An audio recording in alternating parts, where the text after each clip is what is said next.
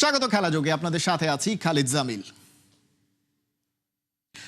মাথায় একটাই plan tiger ক্যাপ্টেনের, টানা 4 নম্বর সিরিজ জয়ে চোখ মেহেদী মিরাজের। হোম কন্ডিশনের ফায়দা না, বিশ্বকাপে চোখ রেখেই সিরিজটা টাইগাররা খেলতে চায় ভালো উইকেটে। মিরপুরের হোম অফ ক্রিকেটে মঙ্গলবার সকাল 11টায় শুরু 3 ম্যাচ সিরিজের প্রথম ওয়ানডে। নাহিয়ান বিন জসিমের রিপোর্ট। 15 বছর পর ক্যাঙ্গারুরা বাঘের ডেরায়। বড্ড খারাপ সময়ে অস্ট্রেলিয়া বাংলায়। ওডিআইতে যে এখন রীতিমতো ভয়ঙ্কর শিকারী বাঘ মিরাজরা। ওয়েস্ট ইন্ডিজ, পাকিস্তান, নিউজিল্যান্ডের পর টার্গেট এবার অস্ট্রেলিয়া। ট্রফি হাতে মিরাজের হাসিটা রহস্য মাখা। জশ ইংলিশের অস্বস্তি লাগারই কথা। সবশেষ 3 সিরিজে কেউই মিরাজের হাত থেকে ছিনিয়ে নিতে পারেনি ট্রফিটা। টাইগার ক্যাপ্টেনের কি প্ল্যান এবার? আমাদের একটাই প্ল্যান, আমাদের ভালো ক্রিকেট খেলতে হবে, ম্যাচ জিততে হবে। আমি অনেক কনফিডেন্ট এর জন্য যে সবাই অনেক ফর্মে আছে, ব্যাটসম্যানরা বোলাররা খুব ভালো টাচে আছে এবং ডিপিএলে খুব ভালো খেলেছে সবাই। এবং হ্যাঁ, আমাদের জন্য এটা একটা বিরাট অপরচুনিটি, যেহেতু অস্ট্রেলিয়া আমাদের সাথে অনেক বছর পরে সিরিজ আমরা খেলছি ওদের সাথে, যেহেতু হোম গ্রাউন্ড, আমরা যদি সেটা নিতে পারি আমাদের জন্য খুবই ভালো হবে।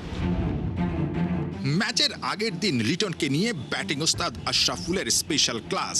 টিম ম্যানেজমেন্টের ভাবনার জায়গাটা ওই মিডল অর্ডার। দলে ফিরেছেন মুসাদ্দেক, হৃদয় সুপার ফর্মে, তাই খুব একটা চিন্তা নেই মেহেদী মিরাজের। যারা খেলছে তারা ডোমেস্টিক অনেক ভালো খেলছে এবং টপ পারফর্ম করছে। আপনি যদি দেখেন তৌহিদ হৃদয়, তারপরে মোসাদ্দেক এবং লিটন দাসও খেলছে। সো আমার কাছে মনে হয় যে খুবই ভালো একটা কম্বিনেশন আছে আমাদের এখন। মিরপুরের 22 গজ যেন অজিদের কাছে বারমুডা ট্রায়াঙ্গেলের রহস্য।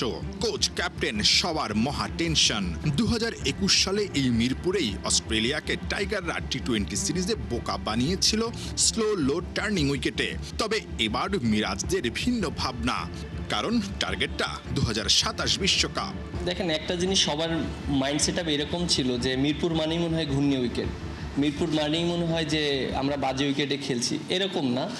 আর আমার কাছে মনে হয় যে মিরপুরেও আমরা ভালো উইকেট করতে পারি। আমরা লাস্ট 2-3টা সিরিজ আমরা দেখেছি এবং আমার কাছে মনে হয় উইকেটটা অনেক ভালো আছে। আমরা চেষ্টা করব ভালো উইকেটে খেলার জন্য, কারণ ভালো উইকেটে যদি আমরা ম্যাচ জিততে পারি, বোলাররা ভালো বোলিং করে, ব্যাটসম্যানরা রান করতে পারে, দিন শেষে আমাদের কনফিডেন্টটা খুব ইম্পর্টেন্ট।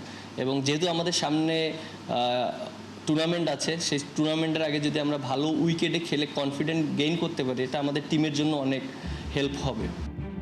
দেশের মাটিতে টাইগারদের থাবায় সব টেস্ট প্লেইং দলই কুপকাত হয়েছে। মাইটি অস্ট্রেলিয়া শুধু বাকি আছে। টাইগাররা সুপার ফর্মে, ট্রাভিস হেড আর মিচেল মার্শকে না পেয়ে অজিরাও কিছুটা বিপাকে, অস্বস্তিতে। কালকে আমরা কনফার্ম হয়েছি যে 2 জন আসতে পারছে না এবং তারপরও আমরা টিম হিসাবে আমরা চিন্তা করছি যে ওরা যে টিমটা এসেছে অবশ্যই ওরা অনেক ভালো টিম এবং অনেক স্ট্রং টিম নিয়ে এসেছে। আমার কাছে মনে হয় যে আমরা আমাদের রোলটা প্লে করার চেষ্টা করব। আমরা ওদেরকে নিয়ে বেশি চিন্তা না করে আমরা আমাদের জায়গা থেকে পারফর্ম করার চেষ্টা করব। টাইগার পেস অ্যাটাকের জন্য সিরিজটা কঠিন চ্যালেঞ্জ। বিদায় নিয়েছেন শন টেট। তাসকিন, নাহিদ রানাদের অবশ্য সিরিজ শুরুর আগেই চ্যালেঞ্জ ছুড়ে দিয়েছেন অজি ক্যাপ্টেন। বলেছেন সিরিজ শেষেই দেখা যাবে কোন দল সেরা পেস অ্যাটাকে। নাহিদ রানারা কি উত্তরটা দিতে পারবে পারফরমেন্স দিয়ে? নাহিয়ান বিন জসিম, 71। কারো কাছে ফুটবল মানেই সব, ফুটবলই জীবন, এর বাইরে সত্যি না কিছুই। কিন্তু যারা খেলাটা চালায়, মায়া বাড়ায় আর সেট করে হিসেবের টালি খাতা, তাদের কাছে সাধের ফুটবল ব্যবসা ছাড়া আর কিছুই তো নয়। তাই তো সামনে আসছে একবিংশ শতাব্দীর আরও এক world cup, the greatest show on earth. থেকে আয় হচ্ছে কত, আয়োজক 3 দেশ আর ফিফা মিলে কত করছে খরচ, আর প্রফিট ব্যবসাও সেটা ম্যাক্সিমাইজ করতে তো এই কারবার তারা চালিয়ে যাচ্ছে। বিস্তারিত থাকছে রিপোর্টে। 11 জুন মেক্সিকো সিটির আজতেকা স্টেডিয়ামে প্রথম বল গড়ানোর আগেই একটা হিসেব তৈরি হয়ে গেছে। $80 বিলিয়ন, 3টি দেশ, 16 সিটি, 48 দল। ইতিহাসের সবচেয়ে বড় বিশ্বকাপ, আর সেই অনুযায়ী ইতিহাসের সবচেয়ে বড় বিজনেস শোকেজও। কিন্তু 80 বিলিয়নের গল্পটা একটু ভালো করে বুঝতে হবে। ফিফা আর ওয়ার্ল্ড ট্রেড অর্গানাইজেশনের জয়েন্ট স্টাডি বলছে গ্রস ইকোনমিক আউটপুট 80.1 বিলিয়ন, কিন্তু সাপ্লাই চেইন জুড়ে মোট লেনদেনের হিসেব এটা। ডাইরেক্ট জিডিপি কন্ট্রিবিউশন 40.9 বিলিয়ন, মানে হেডলাইনের সংখ্যাটা আসল ছবির দ্বিগুণ। কলেজ অফ হোলি ক্রসের sports economics professor Victor Mathison সরাসরি বলছেন, আমেরিকার জন্য রিয়েল ইম্প্যাক্ট অ্যাডভার্টাইজড নম্বরের একটা ভগ্নাংশ মাত্র। হোস্টিং কস্ট আর হাজার হাজার আনসোল্ড টিকিট, এই দুটো মিলিয়ে হিসেবটা আরো জটিল। তারপরও সংখ্যাগুলো উপেক্ষার নয়। 65 লাখ ট্যুরিস্ট আসার কথা, টুর্নামেন্ট চলাকালে খরচ করবেন $14 বিলিয়ন। গড়ে 12 দিন থাকবেন, প্রতিদিন খরচ $416। লস অ্যাঞ্জেলস একাই 8 ম্যাচ থেকে পাবে $594 মিলিয়ন, আগের যে কোনো সুপার বোলের চেয়ে বেশি। ডালাস 9টি ম্যাচ থেকে পাবে $400 মিলিয়নের কাছাকাছি। জবস ক্রিয়েশনের ছবিটাও বড়। প্রিপারেশন আর অপারেশন মিলিয়ে বিশ্বজুড়ে 8,24,000 ফুল টাইম জব তৈরি হয়েছে। শুধু আমেরিকায় 1,85,000। 3টা হোস্ট কান্ট্রি মিলিয়ে ট্যাক্স রেভিনিউ আসবে আরও $9.4 বিলিয়ন। প্রাইজ মানির হিসেবটা আলাদাভাবে বলার মতো। 2022-এর তুলনায় 50% বেড়ে মোট প্রাইজ পুল এখন $655 মিলিয়ন। চ্যাম্পিয়ন পাবে record 50 million, runners up 33 million. Group stage থেকে বিদায় নিলেও 9 মিলিয়ন, আর নতুন রাউন্ড অফ 32 থেকে ছিটকে গেলেও 11 মিলিয়ন। মানে বিশ্বকাপের ব্যর্থতাও এখন বেশ লাভজনক। ক্লাব বেনিফিটস প্রোগ্রামের বাজেটও 70% বেড়ে 355 মিলিয়নে দাঁড়িয়েছে। প্লেয়ার রিলিজের ক্ষতিপূরণ হিসেবে রিয়াল মাদ্রিদ বা ম্যান সিটির মতো ক্লাব সবচেয়ে বেশি পাবে। তবে ডেভেলপিং লিগের ছোট ক্লাবগুলো এখন প্লেয়ার পাঠাতে পারলেই বেশ ভালোই আয় করবে। ব্রডকাস্টিং আর স্পন্সরশিপের ছবিটাও বিশাল। ফিফার প্রজেক্টের রেভিনিউ $10.9 বিলিয়ন। এর মধ্যে মিডিয়া রাইটস থেকেই আসবে $4.2 বিলিয়ন, গ্লোবাল স্পন্সর থেকে আরও $2.8 বিলিয়ন। আমেরিকায় ইংলিশ রাইটস ফক্সের, স্প্যানিশ রাইটস তেলেমান্দোর। 104 ম্যাচের ফরম্যাট মানে বিজ্ঞাপনের স্লট আগের যে কোনো বিশ্বকাপের চেয়ে বেশি। ফ্যানদের জন্য অবশ্য বিলের ভারটা ভিন্ন রকম। সবচেয়ে সস্তা গ্রুপ স্টেজের টিকিট শুরু $700 থেকে। নিউ জার্সির ফাইনালের ক্যাটাগরি 1 টিকিট অফিসিয়াল চ্যানেলেই $10,000 ছাড়িয়ে গেছে। 16টি হোস্ট সিটিতে হোটেলের গড় রেট 90% বেড়ে রাত প্রতি $480 উঠেছে।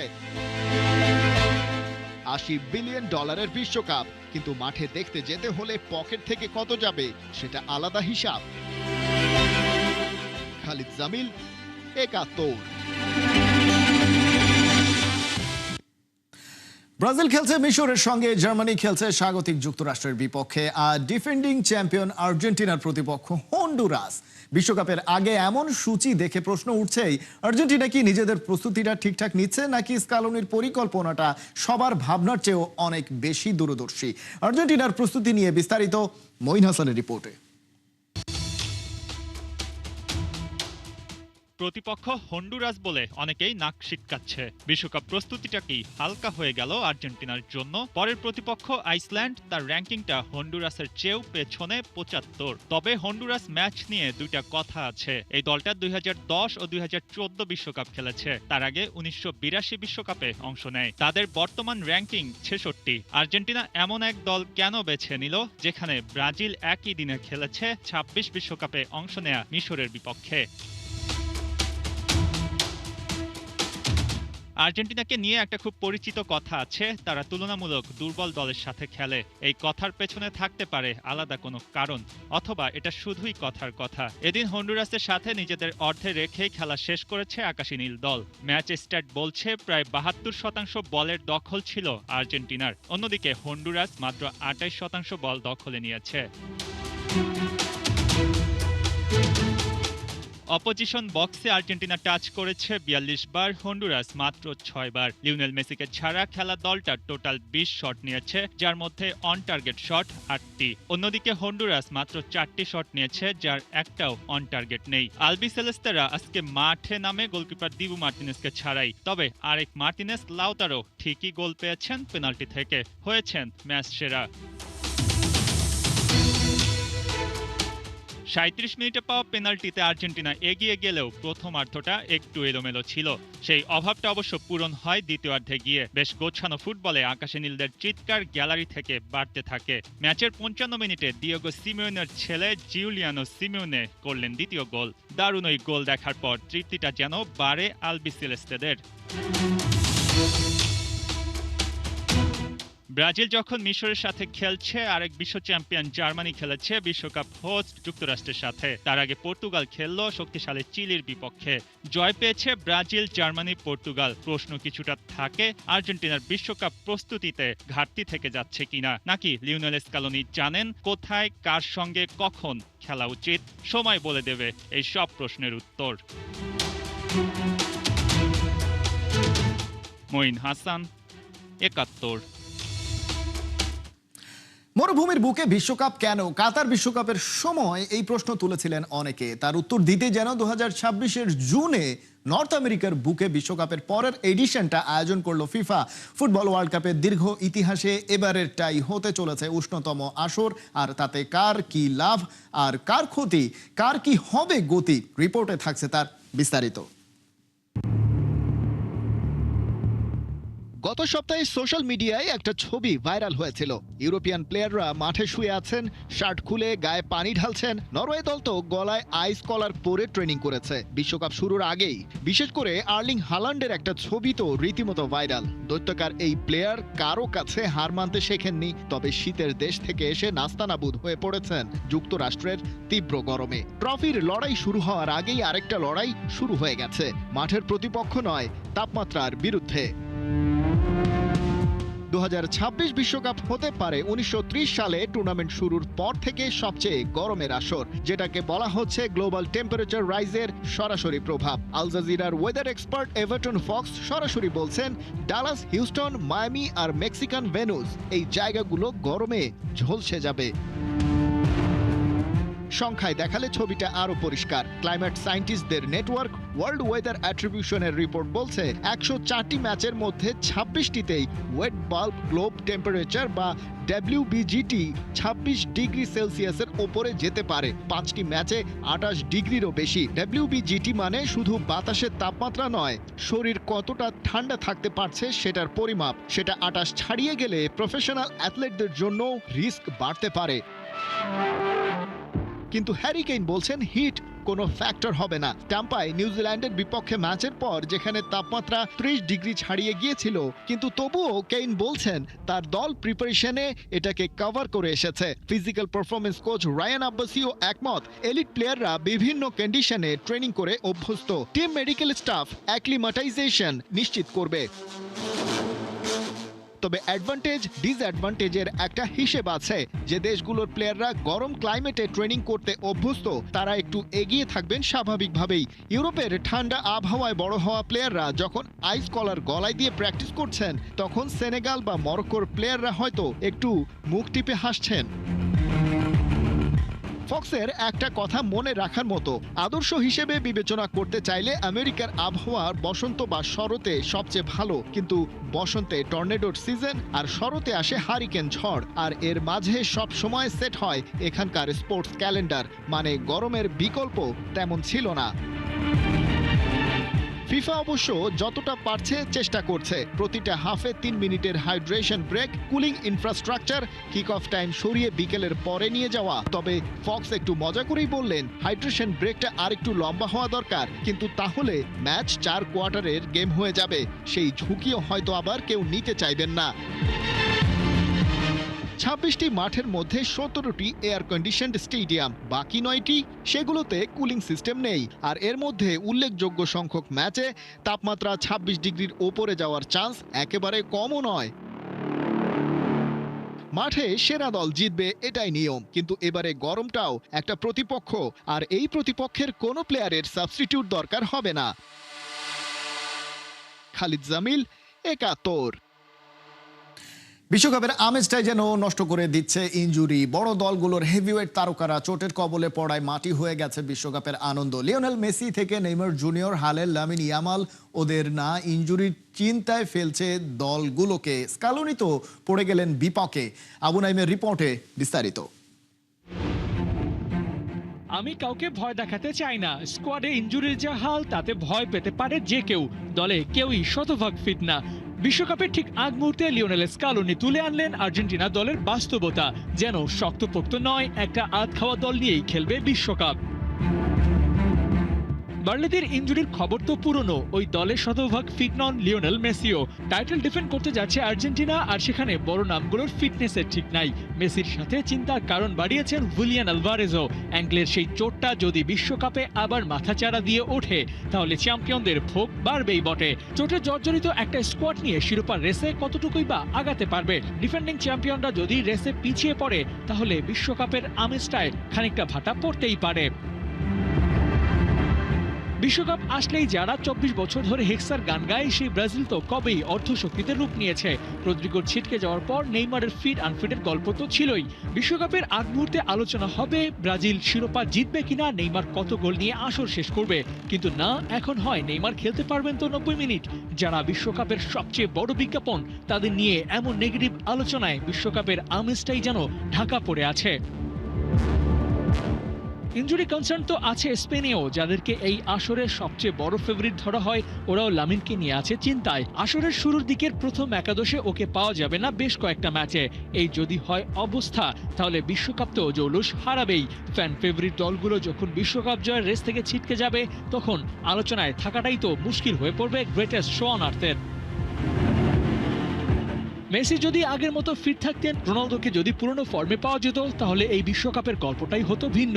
কিন্তু হালের তারকাদের নেই স্টারডম, নাই পারফরমেন্সে বুথ করে রাখার শক্তিটুকুও। আর এতেই যেন ভক্তদের আলোচনা, তর্ক বিতর্কের পরিধিটা গেছে কমে। আবু নাইম, ৭১।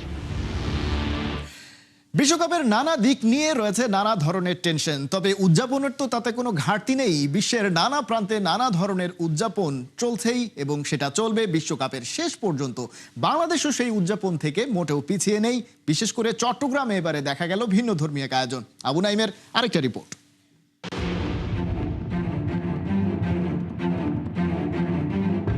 প্রযুক্তির ছোঁয়ায় মেসিদের আকাশে উড়িয়ে যেন বিশ্বকাপের আগমনী গল্পের স্ক্রিপ্ট লেখা হলো। ব্রাজিলের জাতীয় পতাকার উড়ন্ত এই ছবিটা বলে দেয় হাজার মাইল দূরের দেশটিও এখানে প্রাসঙ্গিক।